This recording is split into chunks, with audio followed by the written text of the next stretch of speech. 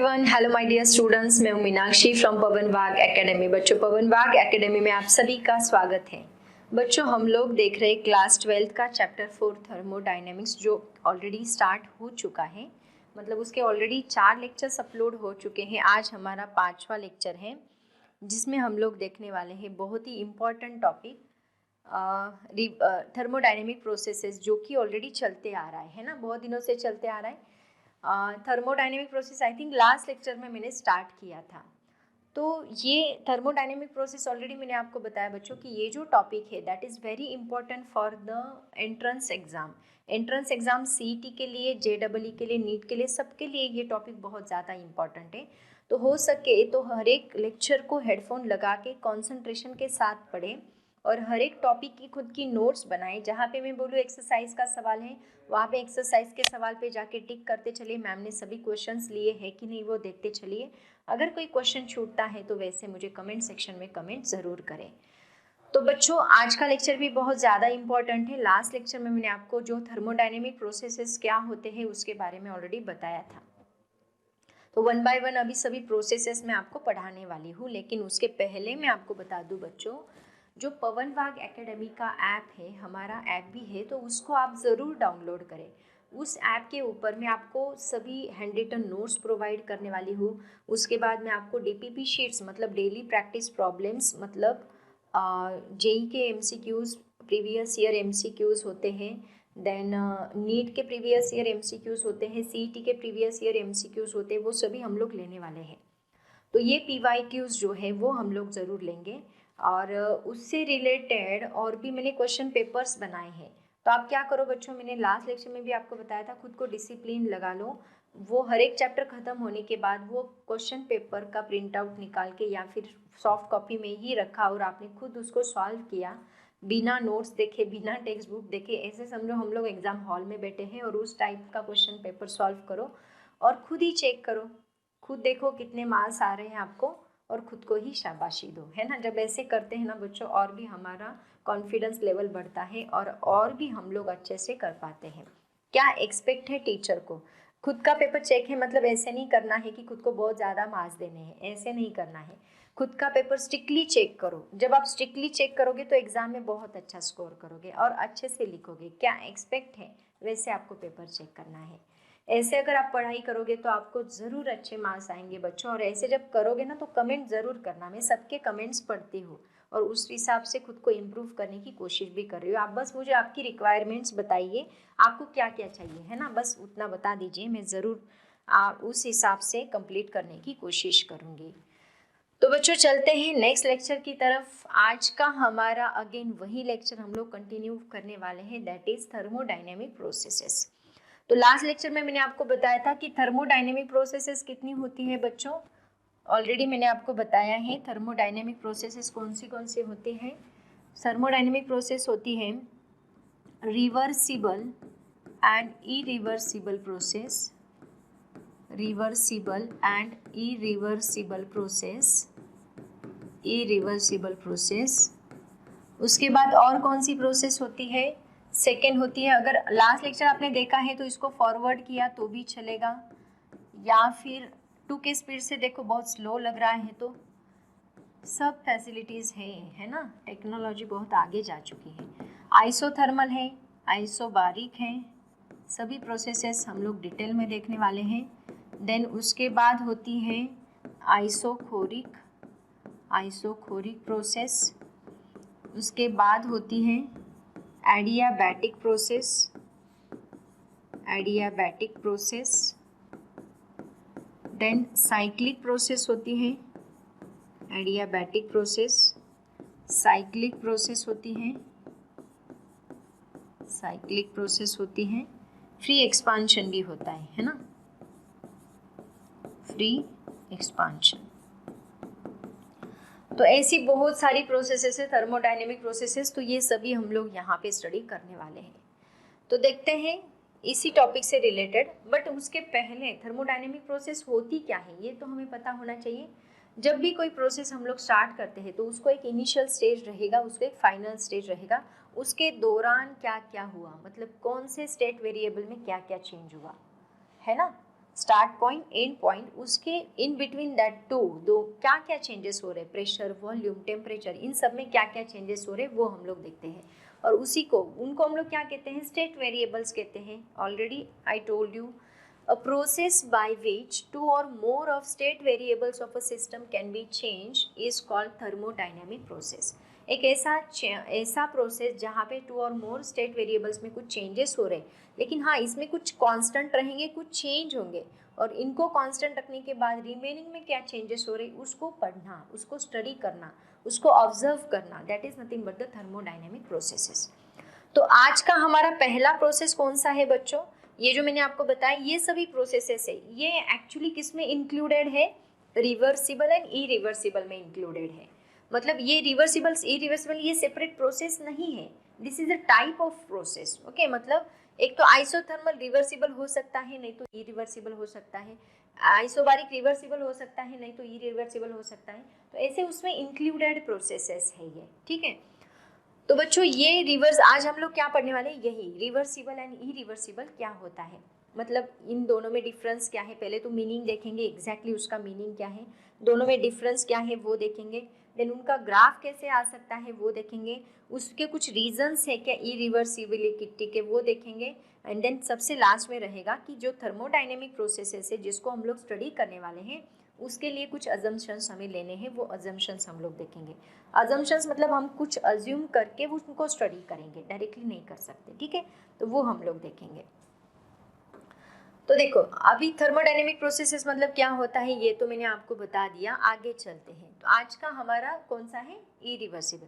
लेकिन उसके पहले देखो मैंने कुछ डिस्प्ले किया है ना, क्या डिस्प्ले किया है बच्चों, जरा देखो क्या है, यहाँ पे क्या है, आइस है। पिक्चर अगर थोड़ा आपको ब्लर दिख रहा हो तो मैं आपको थोड़ा एक्सप्लेन कर देती हूँ। यहाँ पे देखो क्या है, आइस है, आइस का वाटर है, आइस का वाटर बन गया।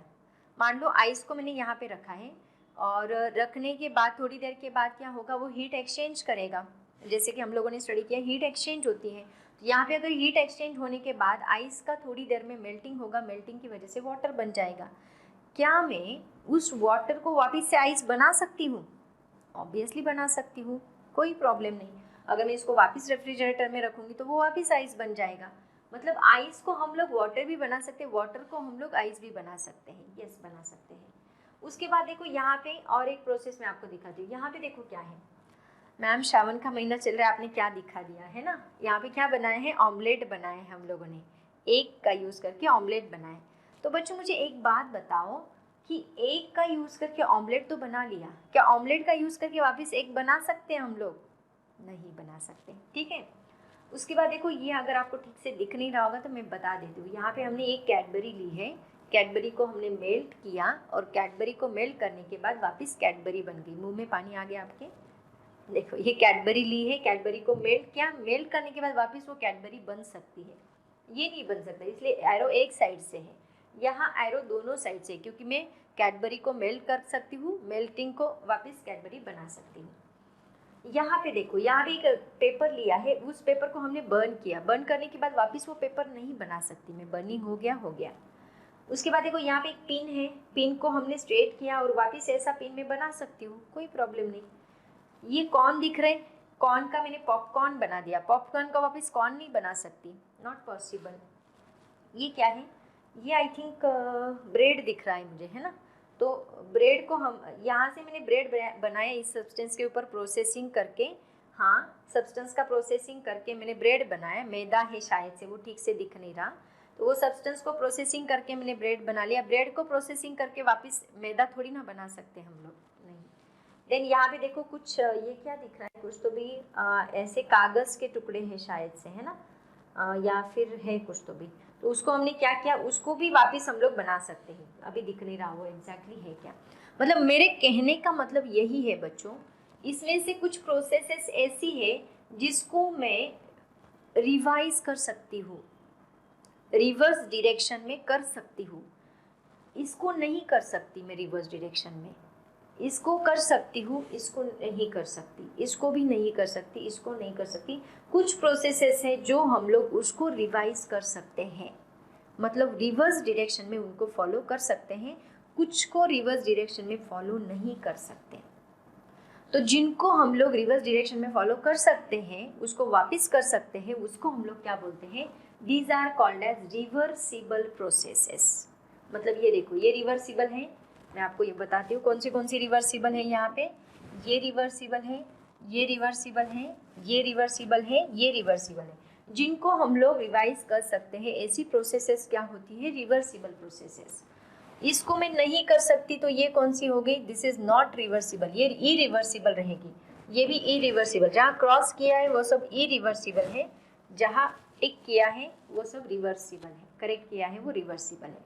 तो इसी को आज हम लोग स्टडी करने वाले हैं बच्चों। तो बहुत ही सिंपल प्रोसेसेस हैं, अगर आप इसको समझ लो ना तो चुटकी से सॉल्व कर सकते हैं सब कुछ, वेरी सिंपल। चलो आगे चलते हैं। तो रिवर्सिबल का मतलब क्या होता है बच्चों, द प्रोसेस, रिवर्सिबल प्रोसेस मतलब change that can retraced in opposite direction, the change that can retraced in opposite direction, that called as reversible processes. चाहे तो लिख लो, द प्रोसेसेस इन विच, एक minute, black white, the change that can be retraced, change that can be retraced in opposite direction, change that can be retraced in opposite direction, called as reversible processes. Okay, and irreversible का मतलब होता है the change that cannot be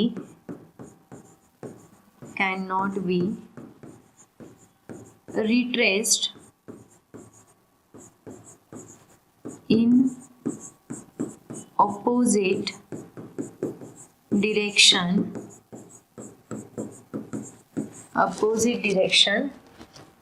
called as irreversible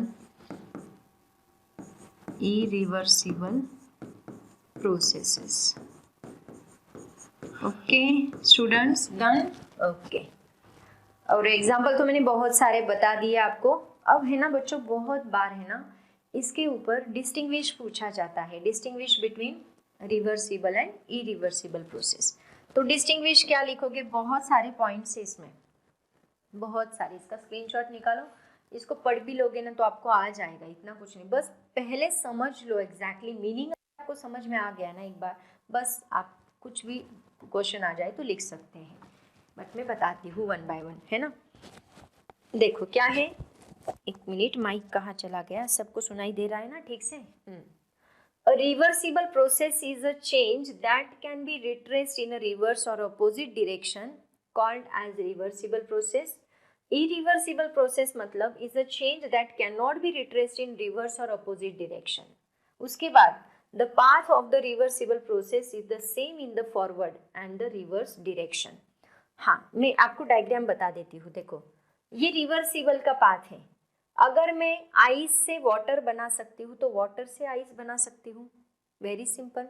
ice से मैं water बना सकती हूँ तो वाटर से आइस बना सकती हूँ, उसी पाथ को मैंने रिट्रेस्ड किया, राइट। लेकिन मैंने एग से ऑमलेट बना दिया,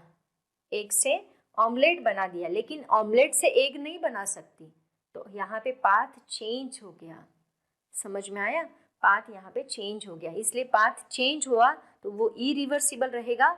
That can retrace this path, but it cannot be retraced the original path. समझ में आया, वेरी सिंपल स्टूडेंट, कुछ भी नहीं है difficult. The path of the reversible process is the same in the forward and the reverse direction, but here the path of an irreversible process is not same in the forward and the reverse direction.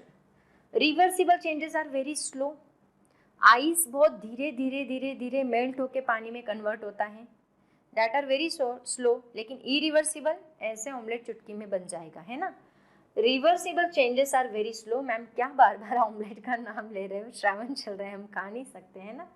reversible changes are very slow and there is no loss of energy in the process, but here there is permanent loss of energy from the system due to friction or other dissipative forces in an irreversible process.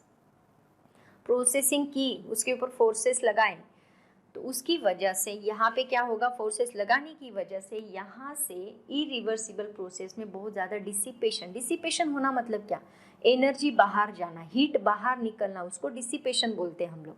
Heat या फिर कौन से भी type की energy हो वो बाहर जाएगी तो वो डिसिपेशन होगा, ठीक है।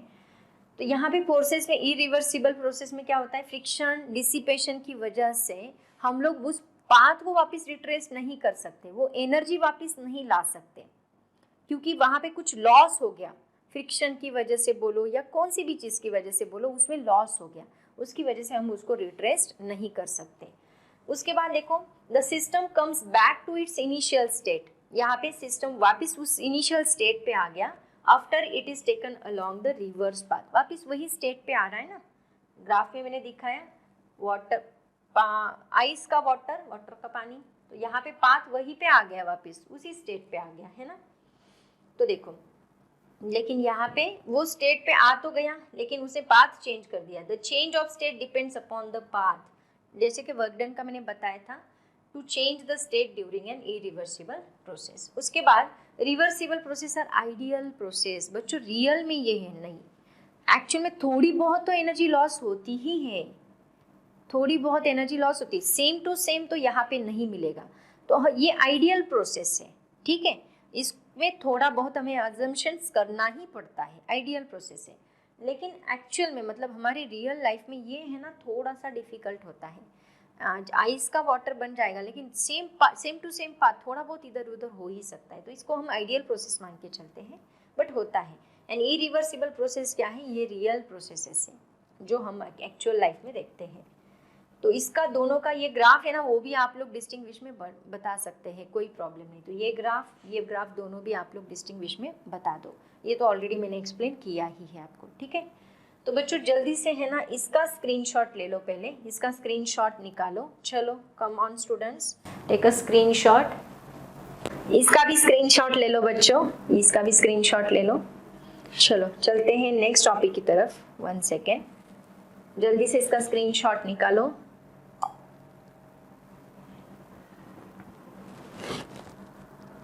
देखो अभी मैं आपको एक एक्टिविटी बताती हूँ। आपके पेज बुक के टेक्स्ट बुक पेज नंबर 89 पे ट्राई दिस में ये एक्टिविटी दी है। मान लो बहुत ठंडी के दिन है, हम लोग क्या करते हैं बच्चों ठंडी के दिनों में, आपको याद है ठंडी के दिनों में हम क्या करते हैं, हाथ को ऐसे रब करते हैं। ये क्यों करते हैं, हाथ को ऐसे रबिंग क्यों करते हैं हम लोग? रबिंग करने की वजह से क्या होता है, वार्म होते हैं, मतलब वहाँ पे हीट जनरेट होती है, हीट हम लोग प्रोड्यूस करते हैं, है ना, ठंडी के दिनों में। तो अभी आप लोग क्या करो, मैं आपको एक्टिविटी बताती हूँ। चलो सब लोग करो, मोबाइल साइड में रख दो एंड मैं जो बता रही हूँ उसको फॉलो करो। क्या करो आप लोग है ना, अभी एक ही डायरेक्शन से हाथ को रब करो, ऐसे करो। देखो इससे आपको एग्जाम्पल तुरंत मिल जाएगा। क्या करो, एक ही डायरेक्शन से हाथ को रब करो, ऐसे ऐसे ऐसे ऐसे करो। करो सब लोग। क्या हो रहा है, जब तक हाथ वार्म नहीं हो जाता तब तक उसको ऐसे रब करो। हो गया? आप क्या करो, डायरेक्शन चेंज कर दो, अब ऐसे रबिंग करो, ऐसे रबिंग करो। ऐसे रबिंग करने से क्या कोल्ड हो गया आपके हाथ? कोल्ड हो गए क्या? ऐसे रबिंग करने से वार्म हुए, ऐसे रबिंग करने से क्या हुआ, वार्म ही हुआ, कोल्ड नहीं हुआ। समझ में आया? तो ये कौन सा प्रोसेस हो गया बच्चों, कोल्ड से हमने वार्म की तरफ गए, वार्म से वापस कोल्ड की तरफ आ गए? नेवर। तो ये प्रोसेस कौन सा है बच्चों, जल्दी से आंसर करो। ये प्रोसेस है हमारा इरिवर्सिबल प्रोसेस, है ना। तो वहां पे क्वेश्चन उन्होंने क्या पूछा है, rub your palms in one direction only till you feel warmth, okay, and then rub them in the opposite direction way, do you feel warm again और यू फील कोल्ड? हम लोग क्या फील कर रहे हैं, वार्म ही feel कर रहे हैं। डिस्कस योर एक्सपीरियंस, बस आपको एक्सपीरियंस डिस्कस करना है। क्या डिस्कस करना है, ये प्रोसेस कौन सा है, this is irreversible process, we can not retrace the original path. Very simple student, बस डेली लाइफ में हम लोग ये सभी चीज़ें स्टडी कर रहे हैं, समझ में आ रहा है। फिजिक्स क्या है, जो हम डेली लाइफ में एक्सपीरियंस करें, जो हम डेली लाइफ जी रहे, बस उसको हमें थियोरेटिकली बुक में पढ़ना है। कुछ भी नहीं है स्टूडेंट, फिजिक्स जैसा इंटरेस्टिंग सब्जेक्ट और दूसरा कोई भी नहीं है। ऑमलेट आप लोग घर पे बनाते हो सब लोग, ये तो हम लोग हमेशा करते हैं। चॉकलेट खाते हैं, ब्रेड खाते हैं, बट आइस क्यूब्स लेते हैं, आइस क्यूब से वाटर बनाते हैं, वाटर से आइस क्यूब्स बनाते हैं। ये सब कुछ हम लोग फिजिक्स कर रहे हैं, लेकिन एक्सपेरिमेंट्स कर रहे हैं, लेकिन इसको क्या बोलते हैं यही हमें पता नहीं। बस उसका नाम सर्च करना है आपको फिजिक्स में, इतना सिंपल फिजिक्स है। तो फिजिक्स को रटना नहीं है बच्चों, फिजिक्स रटना मना है। मीनाक्षी मैम का स्लोगन याद कर लो। फिजिक्स को क्या करना है, अंडरस्टैंड करना है, फिजिक्स को फील करना है। जितना ज़्यादा फील करोगे उतना अच्छा आप इसको गेन कर पाओगे, अंडरस्टैंड कर पाओगे। और एग्ज़ाम में जो आपके दिमाग को अंडरस्टैंड हुआ है, बस थोड़ी सी इंग्लिश सुधार लो और उसको लिखो, बस इतना ही काम करना है। बहुत सिंपल है बच्चों, बहुत सिंपल है। चलो चलते हैं, आगे चलते हैं। नेक्स्ट देखो क्या है, अब इरिवर्सिबिलिटी के रीजंस क्या थे। ऑलरेडी मैंने आपको डिस्टिंग्विश में बताया, उसके रीजंस क्या थे। यहाँ पे हीट डिसिपेट हुई, एनर्जी डिसिपेट हुई, है ना। तो many processes such as free expansion, already मैंने आपको फ्री एक्सपांशन वाला एग्जांपल प्रीवियस लेक्चर में दिया था। हमने क्या किया था, एक कंटेनर लिया जिसको इंसुलेशन किया चारों तरफ से, इसको हमने इंसुलेशन किया। ओके, इंसुलेशन करने के बाद यहाँ पे, हाँ एक मिनट, मैंने यहाँ पे कंपार्टमेंट लिया था, यहाँ कंपार्टमेंट लिया था। इस कंपार्टमेंट के डाउनवर्ड डायरेक्शन में क्या होता है, गैस होता है ना। एंड देन यहाँ हमने वैक्यूम रखा था। फिर मैंने क्या किया, कंपार्टमेंट को तोड़ दिया। कंपार्टमेंट तोड़ने की वजह से गैस एक्सपांड हो गई और सभी डायरेक्शन में वो क्या हो गई, एक्सपांड हो गई। सभी साइड से वो वॉल्यूम उसने इंक्रीज कर लिया। इसको कहा जाता है फ्री एक्सपांशन। तो इसमें कुछ ना कुछ तो एनर्जी का लॉस हुआ, है ना। तो एनर्जी लॉस हुई, डिसिपेशन हुआ, तो केमिकल रिएक्शन, फ्री एक्सपांशन और एंड एक्सप्लोजिव केमिकल रिएक्शंस, या जैसे कि बस्टिंग होता है, मान लो टायर का बस्टिंग होता है, बॉम्ब बस्टिंग होता है, बलून फूटता है, तो ये सभी फ्री एक्सपांशन से सडनली वहाँ पे एयर बाहर निकलती है ना। सडनली स्टेट वेरिएबल्स में चेंज होता है। तो ऐसे फ्री एक्सपांशंस को chemical reactions take the system to non equilibrium state, उसको नॉन इक्विलिब्रियम स्टेट में लेके जाना। मतलब क्या बच्चों, समझ में आ रहा है मैं क्या बताने की कोशिश कर रही हूँ। इक्विलिब्रियम मतलब क्या, जिसमें थर्मल इक्विलिब्रियम जिसका temperature through out the system constant रहेगा, एक्सचेंज नहीं होगा। लेकिन यहाँ नॉन इक्विलिब्रियम में लेके जाना मतलब वहाँ पे तो सडनली चेंज हो रहा है टेम्परेचर में, सडनली चेंज हो रहा है सिस्टम में, ठीक है। तो इसको नॉन इक्विलिब्रियम स्टेट में लेके जाना, तो उसकी वजह से ये रीज़न है, इरिवर्सिबिलिटी आती है उस प्रोसेस में। अगर ये प्रोसेस हम स्लो करेंगे तो ये इरिवर्सिबिलिटी नहीं आएगी। रिवर्सिबल प्रोसेस स्लो होता है, ये बहुत फास्ट होता है, तो उसमें एनर्जी का लॉस होता है। तो यहाँ पे वही है क्या, मोस्ट प्रोसेसेस इन्वॉल्व फ्रिक्शन, जैसे कि रबिंग किया तो फ्रिक्शन की वजह से एनर्जी का लॉस तो हुआ, विस्कोसिटी और सम अदर डिसिपेटिव फोर्सेस की वजह से। These are the main reasons of irreversibility, उसकी वजह से इरिवर्सिबिलिटी आती है किसी भी प्रोसेस में। ओके, चलते हैं नेक्स्ट की तरफ। इसके बाद देखो बच्चों, कुछ अजम्पशंस हमें यहाँ पे मेड करने, मतलब हम जो अभी तक प्रोसेस स्टार्ट किए नहीं है मैंने, अभी तक हम लोग उसके रिलेटेड ग्राफ्स, उसके रिलेटेड वर्क डन, उसके रिलेटेड कहाँ पे इंक्लूजन है इसका, किसको इंक्लूड करना है, रिवर्सिबिलिटी किसको बोलना है, इरिवर्सिबिलिटी वही पढ़ रहे हैं। तो अभी जो प्रोसेसेस अभी नेक्स्ट लेक्चर से मैं स्टार्ट करूँगी, तो वो प्रोसेसेस जो है उसके लिए हम लोग क्या करने वाले हैं बच्चों, उसके लिए हम कुछ अजम्पशंस लेने वाले हैं। तो वो अजम्पशंस क्या रहेंगे वो मैं आपको बताने वाली हूँ। अजम्पशंस देखो क्या है, सबसे पहला अजम्पशन है, majority of the thermodynamic processes are reversible लेने वाले हम लोग। मेजॉरिटी ऑफ थर्मोडाइनेमिक प्रोसेसेस हम लोग रिवर्सिबल लेने वाले हैं, ठीक है। And that is they are quasi static in nature. Quasi static का मतलब क्या बोला था, इनफाइनाइटेसिमली स्लो, मतलब जितनी भी प्रोसेसेस हम लोग लेंगे वो बहुत ही स्लो चल रहे हैं, मतलब रिवर्सिबल है ऐसे हम लोग मान के चलेंगे, एंड देन हम लोग उसको स्टडी करेंगे, ठीक है। They are extremely slow and the system undergoes infinitesimal change at every stage except the adiabatic process.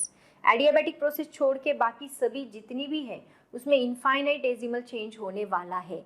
Adiabatic क्यों बच्चों बताओ? क्योंकि एडियाबैटिक एक इंसुलेटेड सिस्टम है, प्रोटेक्टेड सिस्टम है, जिसका दुनिया से कोई संबंध नहीं है हम लोग पढ़ेंगे तो मैं आपको बताऊंगी ही। एडियाबैटिक प्रोसेस ऐसा है जिसका दुनिया से कोई संबंध नहीं, उसने खुद को है ना एक फ्रेम बना ली और उसमें ढक लिया। मतलब क्या? वो इंसुलेटेड है, उसके साइड से वॉल है और वो वॉल के अंदर ही गैस है, ना हीट बाहर जाने देगा ना हीट को अंदर आने देगा, तो चेंज होगा क्या? ठीक है, इसका मतलब एडियाबैटिक प्रोसेस जो है डिटेल में बताऊंगी मैं इसको। The system adiabatic infinitesimal change at every stage except the adiabatic processes and the system is therefore in thermodynamic equilibrium during all the change. okay? ये है पहला अजम्पशन हम लोग लेके चलने वाले हैं हर एक सिस्टम को पढ़ने से पहले। तैयार कर रही हूँ मैं, हमें वॉर अभी युद्ध करना है, कौन सा प्रोसेसेस का युद्ध स्टडी करना है, तो उसके पहले तो हमें कुछ अजम्पशंस तो करने पड़ेंगे। तैयारी करते हैं क्या क्या करने वाले हम लोग।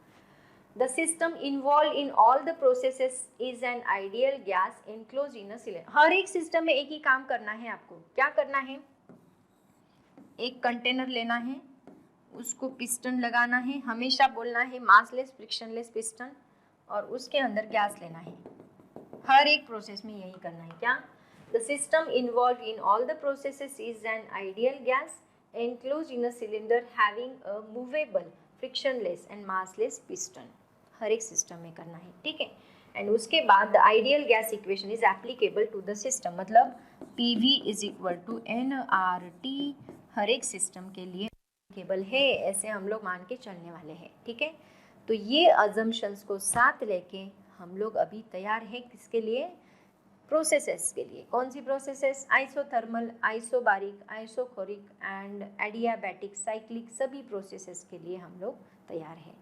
तो ये सब अजम्पशंस यूज करके बच्चों कल मैं आपको आइसोथर्मल प्रोसेस पढ़ाऊंगी नेक्स्ट लेक्चर में। आज मुझे लगता है यहाँ पे रुकना चाहिए, थ्योरेटिकल पार्ट था। रिवर्सिबल इरिवर्सिबल ज़रूर पढ़ें, डिटेल में पढ़ें, हर एक टॉपिक को अंडरस्टैंड करके पढ़ें एंड चैप्टर ख़त्म होने के बाद MCQ सॉल्व करें। मैं आपको सभी टॉपिक्स बेसिक्स से एंट्रेंस तक लेके जाने वाली हूँ, लेने वाली हूँ, तो उस हिसाब से हम लोग स्टडी करेंगे, ठीक है बच्चों। तो मुझे लगता है आज हमें यहाँ पे रुकना चाहिए, पढ़ाई करते रहो। All the very best, thank you so much and bye bye.